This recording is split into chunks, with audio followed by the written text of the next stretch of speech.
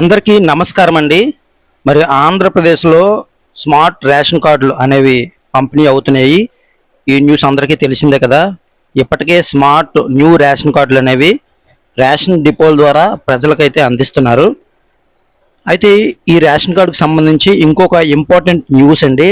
ఏంటంటే మన ఆంధ్రప్రదేశ్ రాష్ట్ర ప్రభుత్వం కొత్తగా రేషన్ కార్డులు తీసుకున్న వారికి, అంటే ఆల్రెడీ రేషన్ కార్డు ఉండి అది అప్డేట్ చేసుకున్న వారు కాదు, కానీ కొత్తగా ఎవరైతే రేషన్ కార్డుకి అప్లై చేసుకున్నారో, ఇంతకుముందు మాకు కార్డు లేదు, కొత్త కార్డు కోసం అప్లై చేసుకున్న వారికి ఇంటికి వచ్చి ఇచ్చే విధంగా రాష్ట్ర ప్రభుత్వం ఒక నిర్ణయం అయితే తీసుకుంది.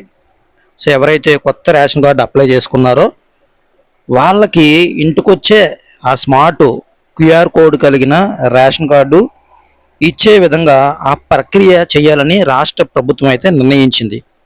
ఈ ప్రక్రియని సచివాలయం ద్వారా నిర్వహిస్తారు.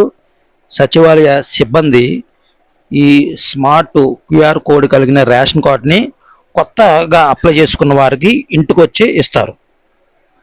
నార్మల్గా ఈ ration card, smart ration card ఇచ్చినప్పుడు మీకు ఏంటంటే బయోమెట్రిక్, ఆధార్ ఓటీపీ, ఫేసు లేదా ఓటీపీ ఫింగరు, వీటి ద్వారా ప్రక్రియ చేసి మీకు ఏంటంటే ఆధార్ కార్డు అనేది, స్మార్ట్ రేషన్ కార్డు అనేది ఇస్తున్నారు.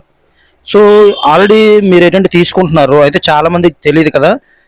మీరు ఏంటంటే సచివాలయంకి వెళ్తే మీకు రేషన్ కార్డు నెంబర్ రాసిస్తారు. అది పట్టుకొని మీకు సంబంధించిన రేషన్ డిపోకి వెళ్తే వాళ్ళు ఏంటంటే finger, face, iris, Aadhaar, OTP ఏదో ఒక ఆప్షన్ ద్వారా వాళ్ళు ఏంటంటే కార్డు ఇష్యూ చేస్తున్నారనమాట.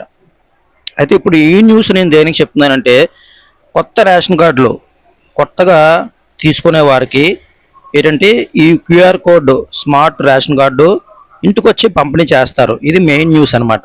ఈ ప్రక్రియని గ్రామ వార్డు సచివాలయ ఉద్యోగులు నిర్వహిస్తారు. కాబట్టి ఈ విషయాన్ని గుర్తించండి. మరి ఇంకా ఎవరైనా రేషన్ కార్డు తీసుకోకపోతే మీరు మీ దగ్గరలో ఉన్న సచివాలయానికి వెళ్తే వాళ్ళు ఒక పేపర్ మీద మీ రేషన్ కార్డు నెంబర్ ఇస్తారు.